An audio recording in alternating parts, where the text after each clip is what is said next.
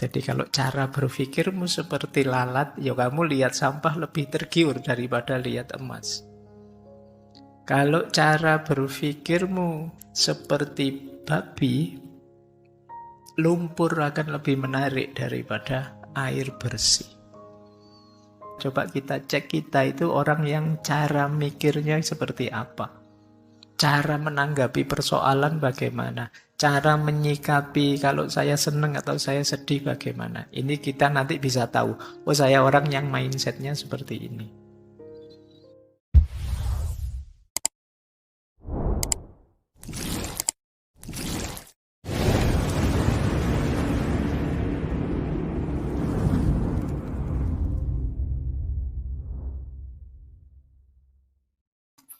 Assalamualaikum warahmatullahi wabarakatuh.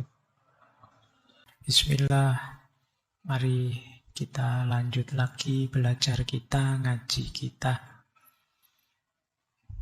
Jadi intinya ngaji filsafat itu ya ngaji, kita belajar ya. Segala yang di luar itu bonus. Jadi bonus itu ada, alhamdulillah, tidak ada ya, tidak masalah.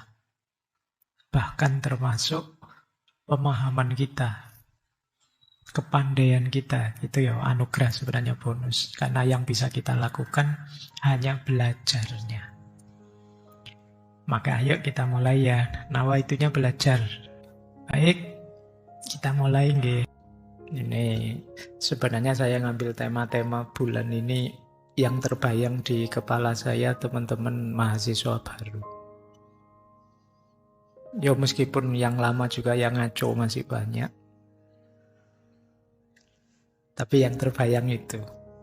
Jadi membayangkan generasi intelektual baru yang baru mulai terjun ke dunia pembelajaran orang dewasa. Baru mulai sedang akan beneran jadi manusia yang dewasa. Makanya tema bulan ini temanya mengarahkan diri. Bagaimana kita bisa nyetir diri kita sendiri. Pengarahan diri itu kunci banyak hal, ya kunci kesuksesan, ya kunci kebahagiaan. Makanya penting, saya anggap penting untuk mengangkat tema itu. Itu kalau ada yang tanya. Ada 4 hal di bulan ini yang akan kita ulas. Yang pertama mindset, struktur atau tata berpikir. Yang kedua passion, minggu depan. Yang ketiga herd instinct. Herd instinct itu naluri untuk mengikuti kelompok.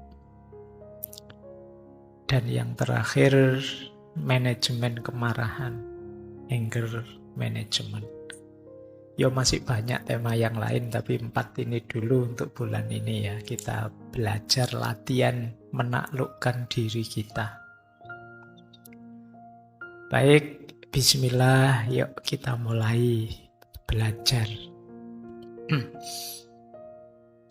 Ya nanti kita urut ya, kita awali dari definisi-definisi, kemudian filosofi-filosofi, baru nanti yang terakhir agak praktikal.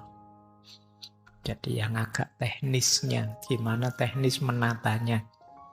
Tapi ya karena ini ngaji filsafat, ya tentu saja nanti ada filosofi-filosofinya. Gimana sih perspektifnya para filosof tentang yang kita kenal sebagai mindset ini. Ya, bismillah. Kalau ini definisi ya, mindset itu semacam profil intelektual, profil berpikir kita. Jadi mindset itu sikap, keyakinan, asumsi yang mendasari cara pandang kita terhadap dunia dan diri kita. Ini namanya mindset. Setiap orang pasti punya mindset sendiri, punya struktur dan cara pandang sendiri. Jadi kalau ada orang bilang, ayolah berpikir yang rasional, ayolah berpikir yang kritis.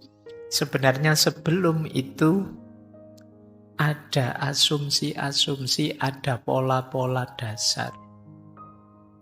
Yang ini nanti menjadi profil kita dalam memahami dan memutuskan sesuatu.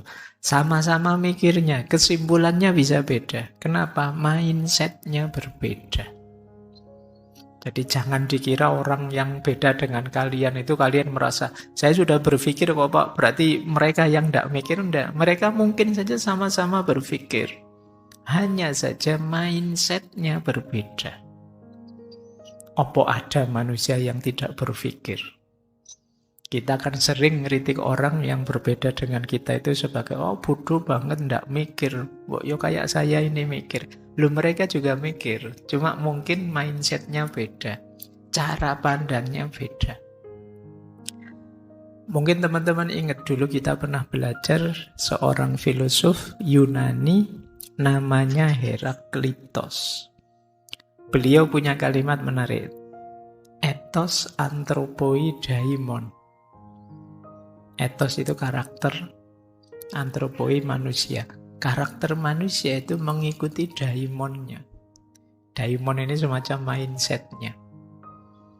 Kemudian beliau mengilustrasikan kalau mindsetnya, sederhananya begitu ya kalimat selanjutnya. Kalau mindsetnya seperti lalat, ya sampah akan lebih menarik daripada emas. Jadi kalau cara berpikirmu seperti lalat, ya kamu lihat sampah lebih tergiur daripada lihat emas. Kalau cara berpikirmu di redaksi selanjutnya seperti babi, lumpur akan lebih menarik daripada air bersih. Jadi ini yang disebut mindset. Jadi kadang-kadang orang itu ya sama-sama mikir, cuma dengan mindset yang berbeda, kesimpulannya bisa berbeda. Orang yang tipe lalat tadi, kamu kasih sampah seneng, dikasih emas moh.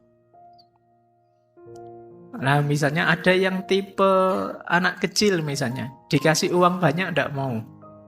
Maunya uang yang gambarnya menarik misalnya.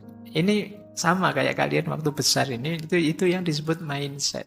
Coba kalian tipe apa sih? Di tipemu itu nanti akan kelihatan caramu memahami hidup, caramu memahami dunia ini. Itu Heraklitos. Untuk memudahkan kita memahami apa itu mindset. Coba kalian cek ya. Yang paling menarik dalam hidupmu apa? Ketika kalian melihat sesuatu pertama-tama yang muncul di kepalamu apa? Itu biasanya berhubungan dengan mindset. Coba kalian cek. Kalian seneng ngaji filsafat ini, coba apanya? Ramenya, materinya,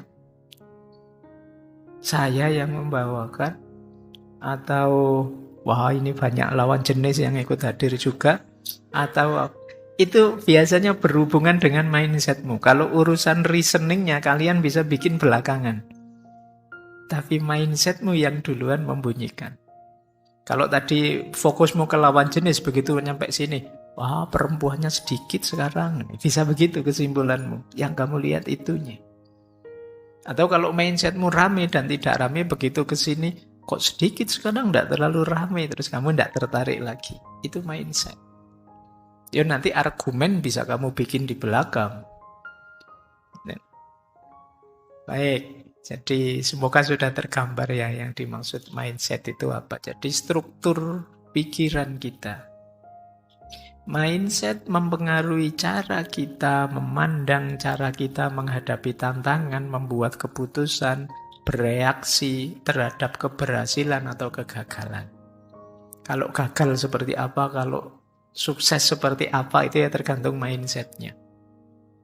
Ada orang yang gagal sedikit saja merasa hidupnya hancur. Ada orang yang gagal bolak-balik masih bisa bangkit lagi. Itu mindset. Jadi maka hidupmu sebenarnya banyak tergantung di mindset ini. Berhubungan dengan pertumbuhan kita, ketahanan kita, cara kita melihat sesuatu. Di situ saya sebut mindset itu berhubungan dengan titik pandang, cara pandang, dan sudut pandang kita. Titik pandang itu misalnya HP ini, saya lihat apanya.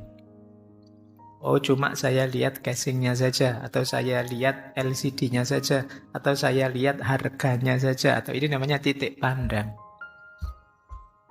Kalau cara pandang, cara saya mendekati HP ini. Sebagai seorang pemakai, atau sebagai seorang penjual, atau sebagai seorang yang ingin disenangkan oleh HP ini, atau ini namanya cara pandang. Kalau sudut pandang, dari sisi mana kamu melihatnya? Nah, sudut pandang itu misalnya, kalau dari sisi saya, laptop ini warnanya biru. Tapi dari sisi kalian, laptop ini warnanya hitam. Itu namanya beda sudut pandang. Sama-sama lihat laptop ini sih. Dari ngaji yang banyak lihat laptopnya. Cuma yang dilihat dari sudut pandang kalian, dia hitam. Dari sudut pandang saya, dia biru. Kadang-kadang kita sering rame, gegeran hanya gara-gara ini. Beda sudut pandang. Jadi, saya lihat sendiri warnanya biru, hakul yakin biru. Terus yang sana bilang, loh saya juga lihat sendiri, hakul yakin hitam. Sama-sama hakul yakin melihat sendiri, ngalami sendiri, tapi bisa berbeda. Kenapa? Sudut pandangnya beda. Kadang-kadang diskusi yang rame sampai hampir tawuran itu mungkin beda sudut pandang, beda titik pandang, dan beda cara pandang saja. Jadi mindsetnya ternyata orang beda-beda. Nah, itu pentingnya ya. Di antara nanti kita mengenali diri kita, coba kita cek kita itu orang yang cara mikirnya seperti apa.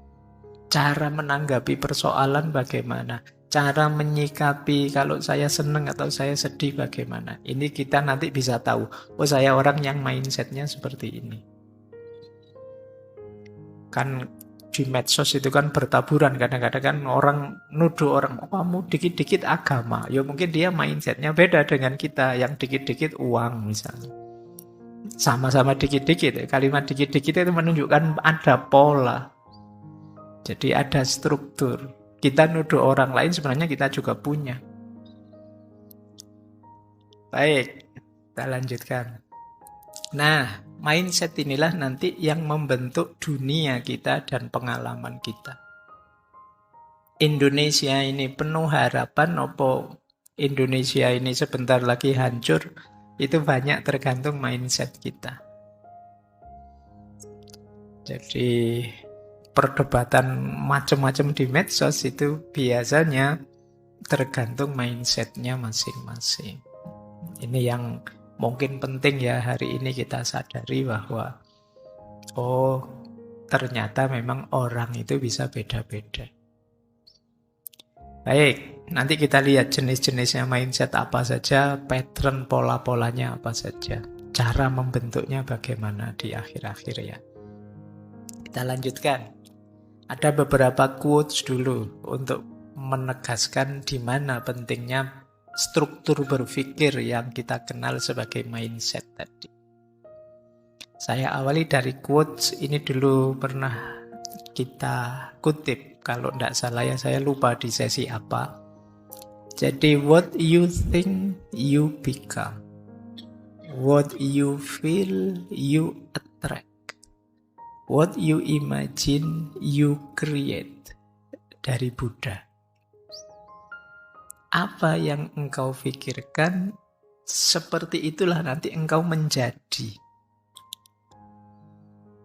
Kalau kalian tiap hari mikirnya uang terus, ke situ kamu akan bergerak dan membentuk dirimu. Kalau tiap hari kamu mikir pacar terus, ya ke situ juga kamu membentuk dirimu. Akhirnya tiap hari dandan, tiap hari pamer, tiap hari selfie, di filter biar dipuji dan lain sebagainya, karena fokusmu ke situ. What you think you become.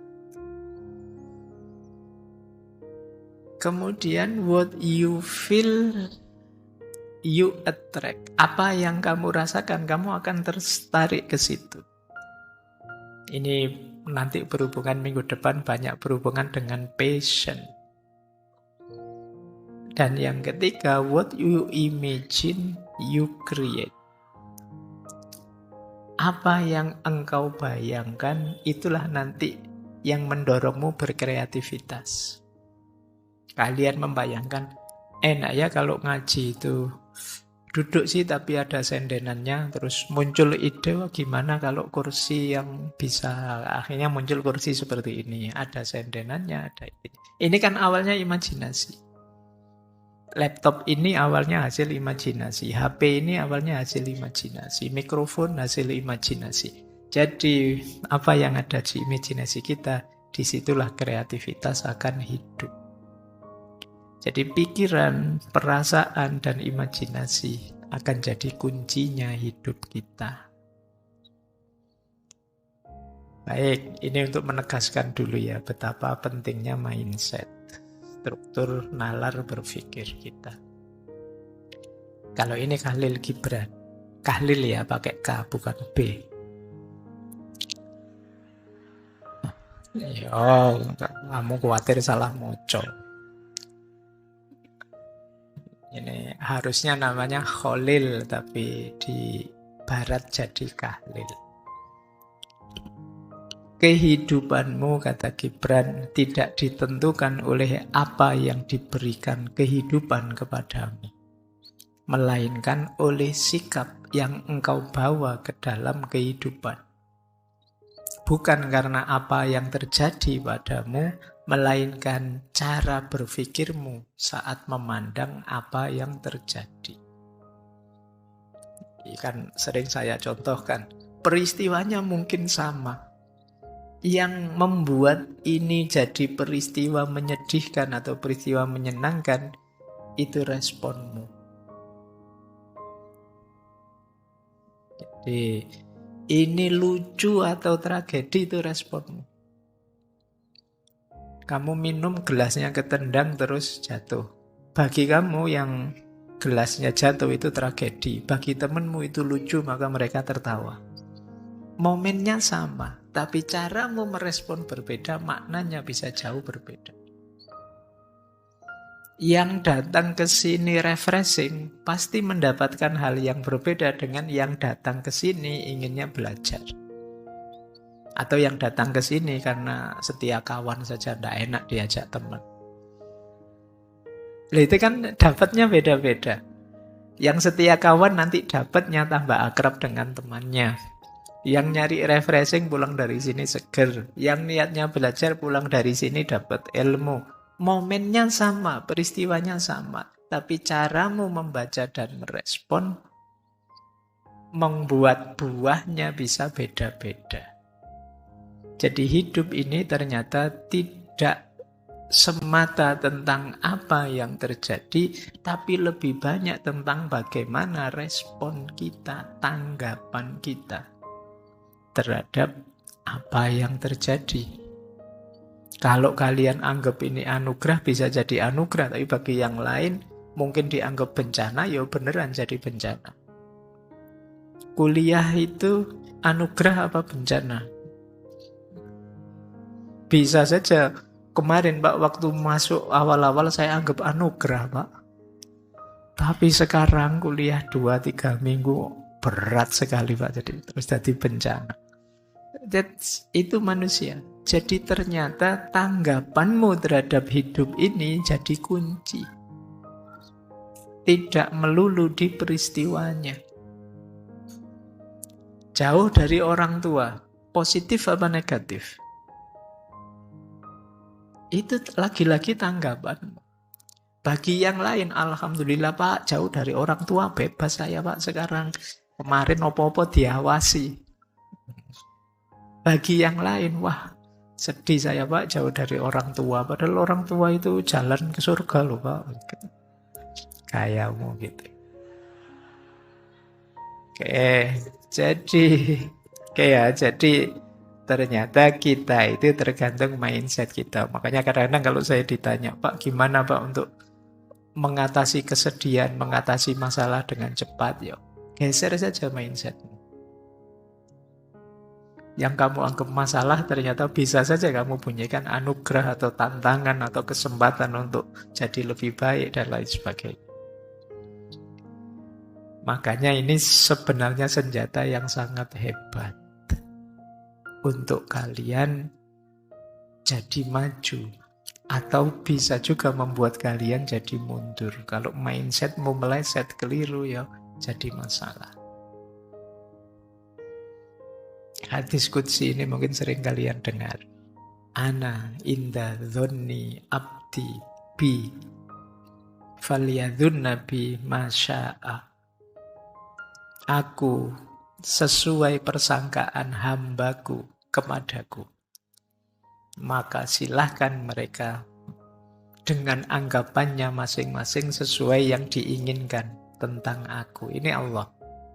Jadi ternyata Allah juga menunjukkan bahwa kita ini punya kuasa untuk menabur anggapan. Kalau di syarah-syarahnya hadis sih, kalau kalian menganggap Allah itu maha pengampun, ya akan diampuni dosa-dosamu.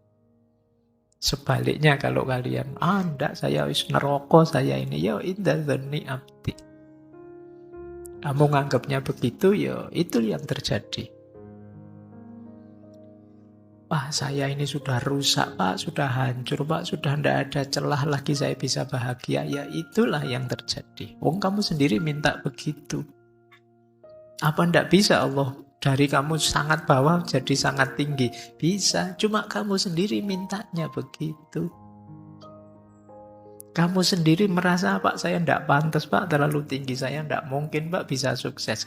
Nah, kamu sendiri mindsetnya begitu.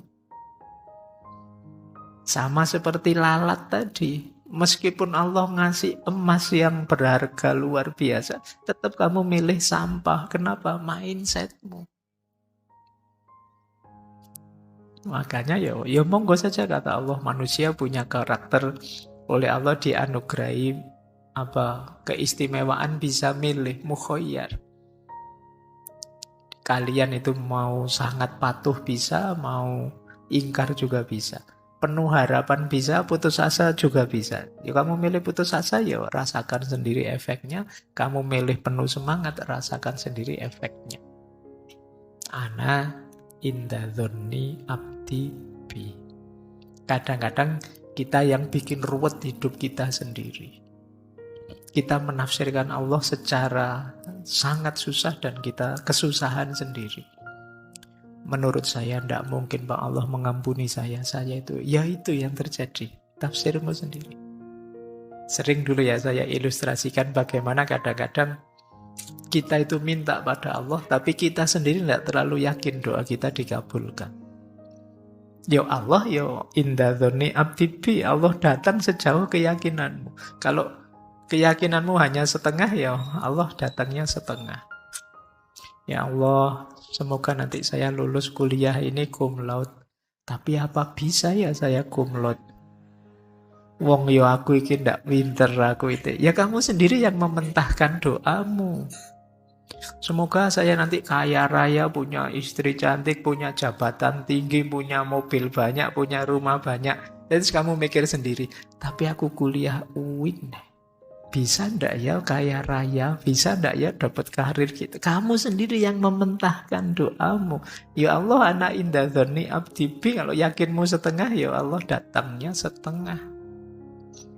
Kalau kamu yakinmu tinggal 1/4, ya jadi 1/4. Makanya kadang-kadang ada yang tanya, Pak, para kiai, para ulama itu kalau berdoa kok ampuh ya Pak? Ya karena mereka keyakinannya mungkin 100%. Kadang-kadang doa simpel-simpel saja ya Zaman dulu bahkan para wali songo itu ya kadang pakai bahasa Jawa, tidak harus pakai bahasa Arab. Dan dikabulkan oleh Allah. Kenapa? Kemantapan hatinya. Kita yang lebih sering ragu. Wong kita dibilang, nanti 2045 Indonesia emas. Alah Pak, emas gimana? Wong situasi kita kayak gini, dari mana jalannya jadi emas? Ya sudah, kamu sendiri mindsetnya begitu, ya tidak akan nyampe sana sudah. Kalau kamu pesimis, ya tidak akan sampai ke sana. Wong pelakunya kalian kok. Dan kalian tidak percaya diri, ya tidak akan nyampe. Nah, itu yang dimaksud ya. Ana inda dzanni abdi bi. Ternyata ini mindset, cara berpikir kita. Kita lanjutkan. Ini saya bawa beberapa lagi yang quote menarik. Yang pertama dari Henry Ford. Whether you think you can or you think you can't, you're right. Apakah engkau anggap dirimu mampu atau engkau anggap dirimu tidak mampu, engkau benar. Saya tidak bisa Pak. Ya sudah, berarti kamu tidak bisa, benar. Saya insya Allah bisa Pak. Siap, berarti kamu bisa, ayo. Suka-suka kamu lah. Kamu mau bilang kamu bisa atau tidak bisa, sama-sama kamu benar. Kalau kamu bilang kamu tidak bisa, berarti kamu akan mandek dan tidak melakukan apa-apa, ya memang benar, selesai. Dan kalau kamu bilang bisa, berarti kamu akan serius, berusaha, berupaya, dan kamu akan sukses. Jadi itu mindset. Dilanjutkan oleh Franklin Roosevelt. Kata Roosevelt, the only limit to our realization of tomorrow is our thought of today. Satu-satunya batas dari realisasi ideal kita besok adalah keraguan kita hari ini. Kalau kita masih ada ragunya, ya besok juga tidak akan 100% hasilnya. Ini yang saya sebut tadi, kemantapan hati. Change your thought and you change your world. Ubahlah pikiranmu dan engkau akan mengubah duniamu. Jadi mulai sekarang ayo latihan ya, mengubah pikiran kita. Berpikir yang positif-positif, yang hebat-hebat, yang mantep-mantep. Kita pandang dunia secara optimis dan penuh harapan.